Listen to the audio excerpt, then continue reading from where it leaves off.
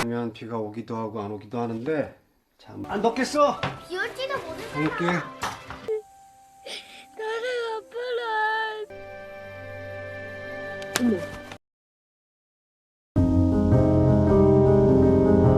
Hai kaum mageran, back with Dan Demari, tempat dimana alur cerita sederhana bisa berubah jadi pengalaman penuh emosi. Pada kali ini bersiaplah karena kisah yang akan kamu dengar bukanlah sekedar romansa biasa, tapi tentang cinta yang melawan waktu, hujan yang menyimpan rahasia, dan seorang wanita yang hadir kembali dari batas antara hidup dan mati. Pegang posisi ternyamanmu, siapkan posisi magernya, karena setelah ini kamu mungkin akan melihat arti keajaiban dengan cara yang berbeda.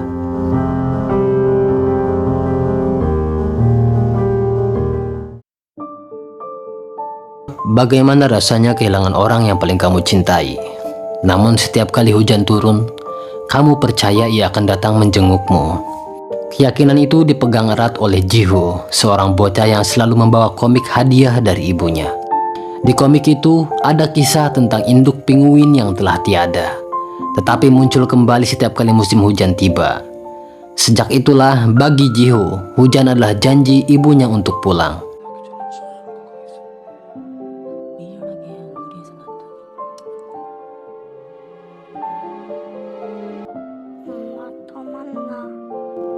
Setahun berlalu sejak kepergian istrinya, Woo-jin, ayah Ji-Ho, menjalani hari-harinya hanya berdua dengan sang anak. Setiap pukul 3 dini hari ia mengayuh sepeda menuju tempat kerjanya sebagai petugas kebersihan di kolam renang.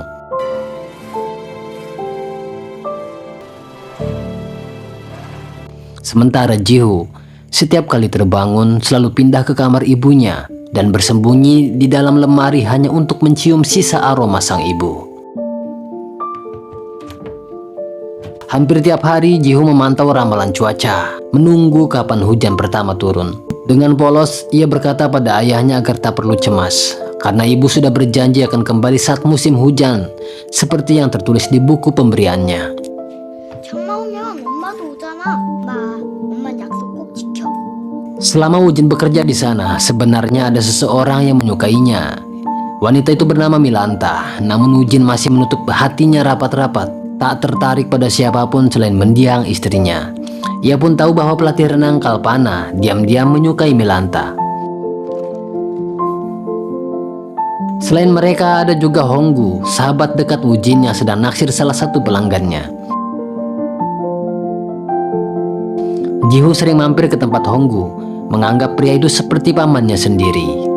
Suatu hari, Ji-Ho bercerita akan ada lomba estafet sebentar lagi, tetapi ia tidak bisa mengajak ayahnya.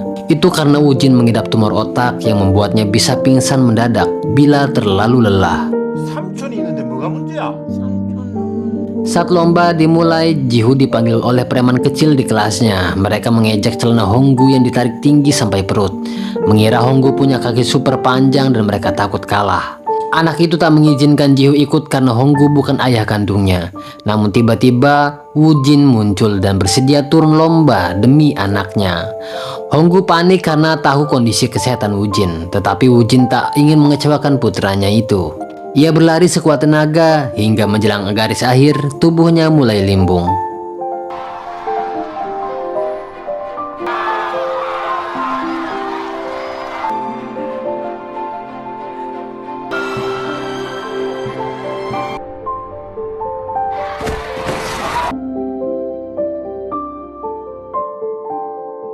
Di rumah kecil yang mereka tempati, rutinitas Woo-jin selalu diwarnai dengan menonton rekaman kenangan istrinya.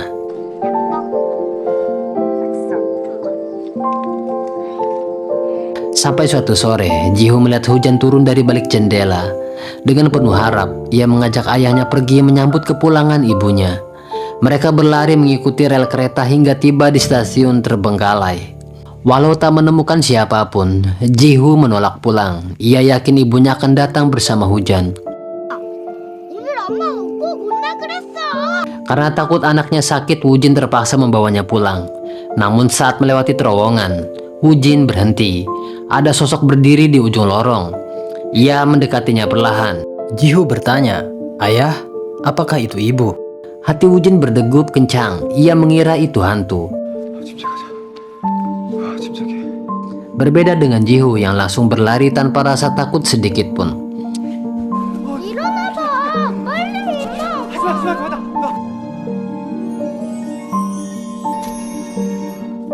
Betapa terkejutnya mereka. Sosok itu benar-benar tampak seperti istri Wujin. Namanya Sua. Dengan yakin, Jiho berkata, "Lihat, ibu menepati janjinya." Namun Sua kehilangan ingatan dan tidak mengenali mereka berdua. 엄마, 나 몰라? 아빠, 빨리 얘기 좀 해봐. 빨리 일어나. 내가 집에 가서 보여줄게. Setibanya di rumah, Jiho langsung menunjukkan foto-foto pada Sua. Sementara Wujin masih shock meski sebenarnya hatinya penuh rasa bahagia. Ia akhirnya memutuskan bersikap seolah semuanya wajar, supaya istrinya yang hilang ingatan tidak pergi lagi. Wujin pun meminta Jiho menyimpan rahasia ini dan tak memberitahu siapapun, agar Sua bisa tinggal bersama mereka sampai ingatannya kembali.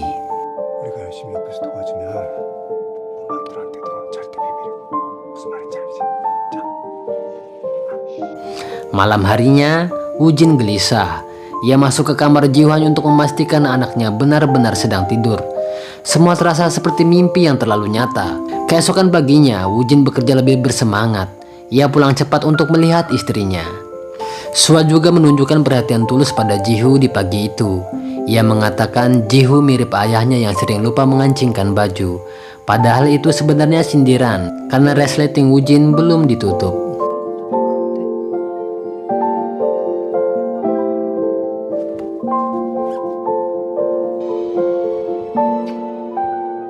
Saat mereka berangkat, Sua menemukan cincin pernikahannya. Tanpa ragu ia memakainya. Jiho yang masih rindu dengan ibunya terpaksa harus membolos dari sekolah. 선생님이 결석했어.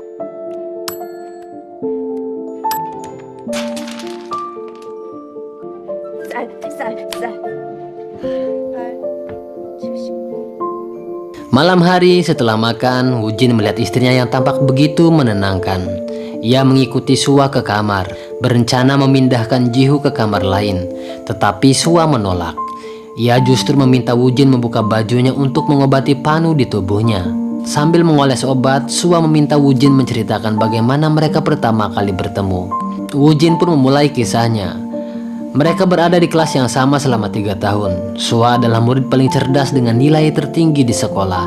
Sedangkan Wujin dikenal sebagai atlet renang terbaik.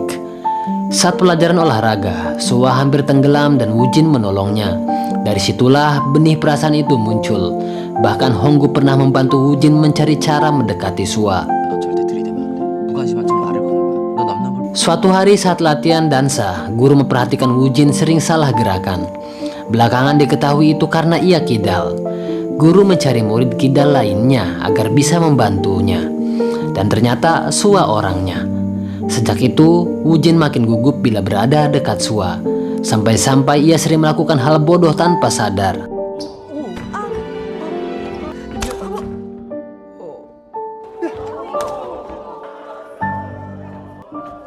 Pada satu kesempatan, Honggu bertanya dengan suara cukup keras.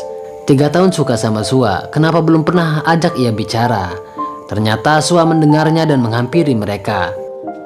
너 안 썼지? 볼펜 좀. Seusai menulis catatan, tanpa sadar Sua membawa pulang pena milik Wujin.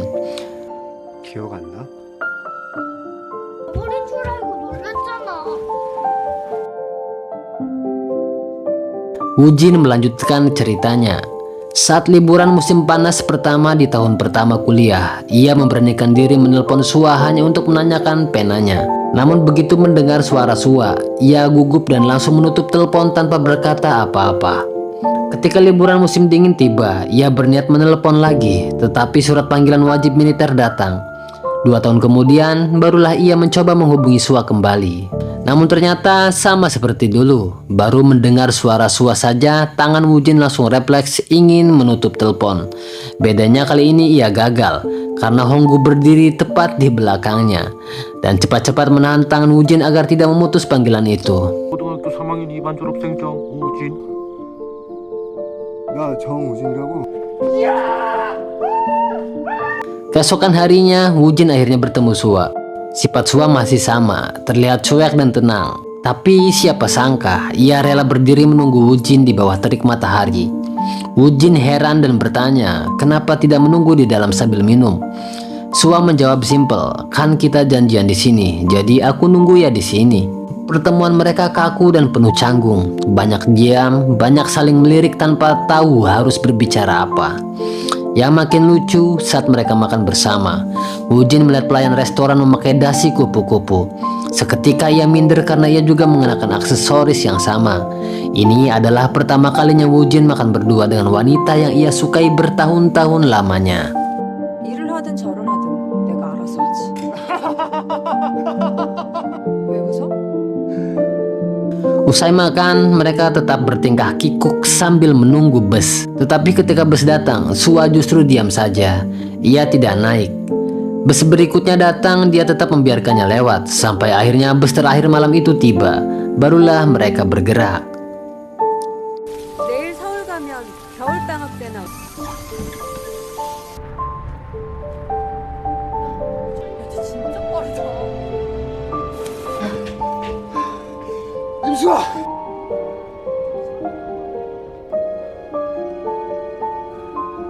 Dengan ingatan Sua yang semakin pulih, ia mengenakan kembali cincin pernikahannya. Mereka mulai hidup bersama lagi, seolah kebahagiaan lama yang hilang akhirnya kembali. Bayangkan saja, orang yang kita sayangi, yang sudah kita anggap pergi selamanya, tiba-tiba muncul kembali seolah-olah tidak pernah mati. Namun ketika mereka pulang ke rumah, Wujin mendadak jatuh pingsan. Sua panik dan menuntut penjelasan. Disitulah Wujin akhirnya menceritakan kondisi kesehatannya. Ia mengingat masa ketika mereka masih berpacaran. Wujin semakin bersemangat latihan setelah mendapat hadiah dari Sua. Ia terlalu memaksakan diri hingga akhirnya pingsan di kolam renang. Dokter kemudian menemukan adanya tumor di otaknya.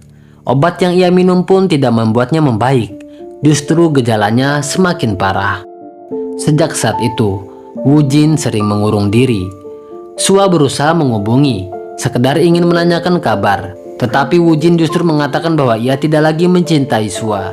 Padahal itu adalah kebohongan yang ia gunakan untuk menjauh, demi tidak membebani wanita yang ia sayangi. 그냥 내가 싫어진 거지. 이제 네가 싫어졌어. 정말이지. 다시 보지 말자.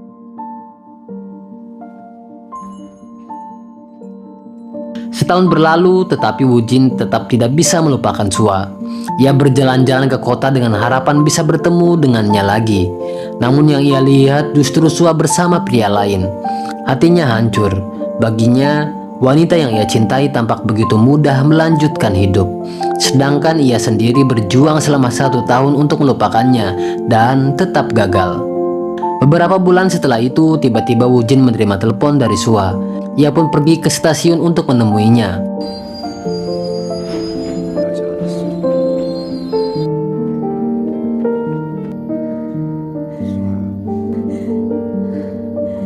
잘할 거야. 그렇게 정해져 있어.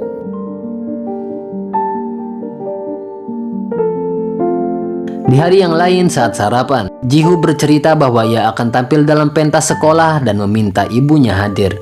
Tapi Wujin tampak keberatan. Ia khawatir jika Sua muncul di depan umum, orang-orang akan mengira itu penampakan hantu. Setelah sarapan, Sua menemukan buku catatannya sendiri. Ia membaca semua isinya, dan entah apa yang ia temukan di dalam buku itu. Sejak hari itu, ia mulai mengajari Jihu agar bisa mandiri, mulai dari memasak, mencuci pakaian, hingga hal-hal kecil lainnya. 우리가 더 잘 안 들어갈 수도 있거든. 그치. Singkatnya, Wujin dan Honggu pergi ke terowongan kereta.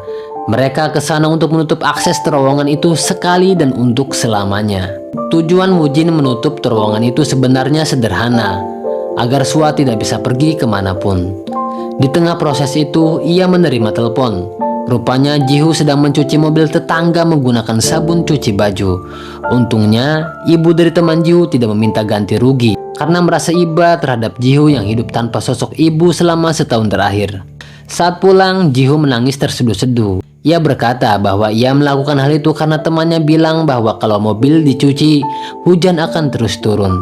Ia ingin hujan tak pernah berhenti agar ibunya selalu berada di sisi mereka. 꼭 비었다고. 아무 데도 못 가게 꽉 잡. 엄마 가는 거 아니지?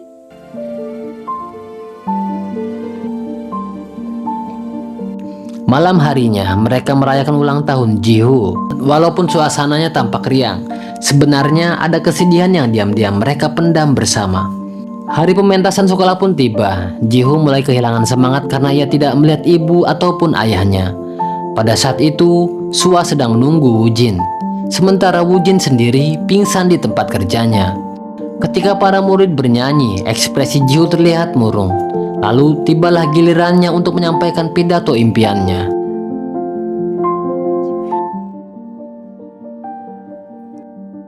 청소를 잘한다. 빨래도 잘한다. 나는 달리기를 잘한다. 머리 감는 것도 잘한다.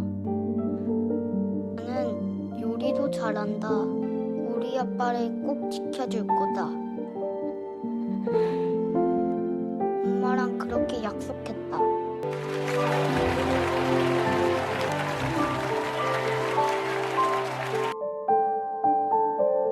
Pada saat yang sama, Sua melihat matahari bersinar. Cahaya itu menandakan musim hujan telah berakhir. Jiho juga menyadarinya. Sementara itu, meski berada dalam ambulans, Wujin memaksa turun begitu melihat matahari muncul. Jiho langsung berlari ke rumah berharap masih bisa bertemu ibunya. Sua juga melihat tumpukan kayu yang sebelumnya digunakan Wujin untuk menutup terowongan. Dari situ, ia menyadari bahwa selama musim hujan, Wujin sengaja menghalanginya agar tidak pergi. Tetapi kini, ketika musim hujan usai, ia tahu waktunya kembali sudah dekat.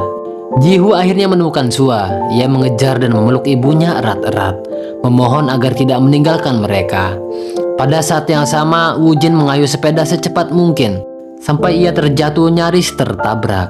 Namun ia tetap memaksakan diri berlari menuju terowongan, meski tahu tubuhnya bisa kolaps kapan saja. Di terowongan itu, Jiho menangis meminta maaf. Ia menyalahkan dirinya sendiri atas kematian ibunya, merasa bahwa jika ia tidak dilahirkan, ibunya pasti masih hidup sampai tua. 얘기하는 거 들었어. 나 때문에 죽은 거지도. 내가 안 태어났으면. 말도 안 돼. 지호야, 절 약속한 것처럼 아빠도 잘 지켜줘. Sayangnya, pada momen itu Wujin terlambat dan Sua perlahan mulai menghilang.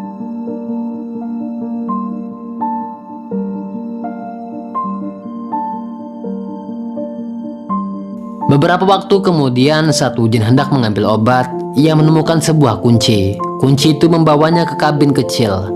Di sana, Sua meninggalkan sepucuk surat berisi kisah sebelum mereka menikah.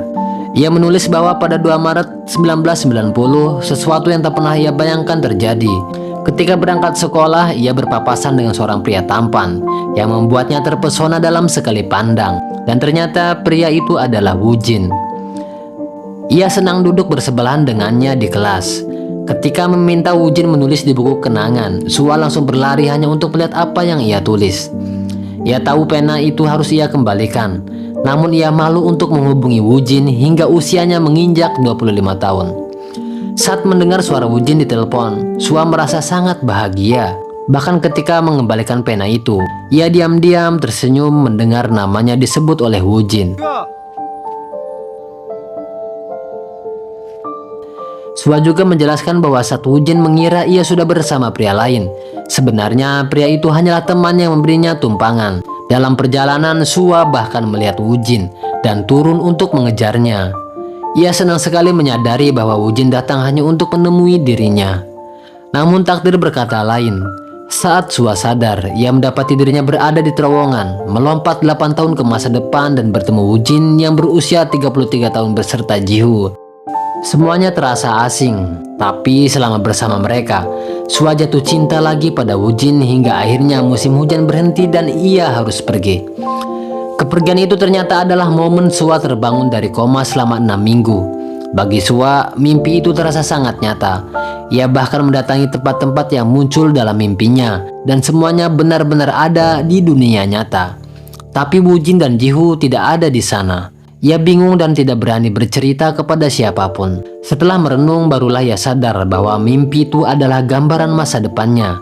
Jika ia menikah dengan Woo-jin, mereka akan memiliki anak manis seperti Ji-hoo dan hidup bahagia.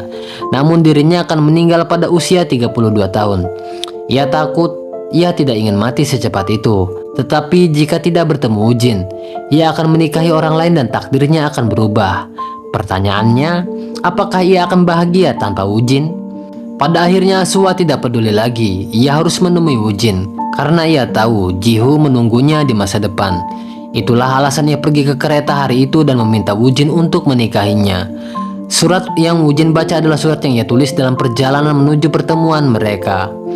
Kini, Ji-hoo sudah tumbuh menjadi remaja tampan yang sangat mirip ayahnya ketika muda. Dan yang mengejutkan, Sua telah menyiapkan ucapan ulang tahun untuk putranya tersebut. Dan film pun berakhir.